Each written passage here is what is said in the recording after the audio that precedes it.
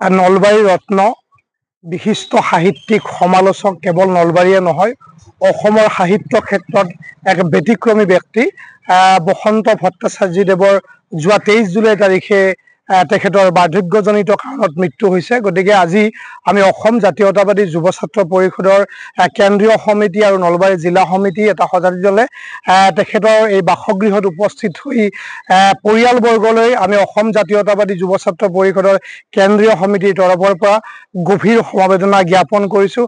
আৰু এই দুখৰ মুহূৰ্তত আচলতে পৰিয়ালত তেওঁলোকৰ গৃহত উপস্থিত হৈ আমি কিছু সাহস দিয়াৰ লগতে এটা শোকত প্ৰস্তাৱ, কেন্দ্ৰীয় সমিতিৰ এটা শোকত প্ৰস্তাৱ আমি ইতিমধ্যে তেওঁলোকৰ পৰিয়ালত প্ৰদান কৰিছোঁ, পৰিয়ালৰ হাতত।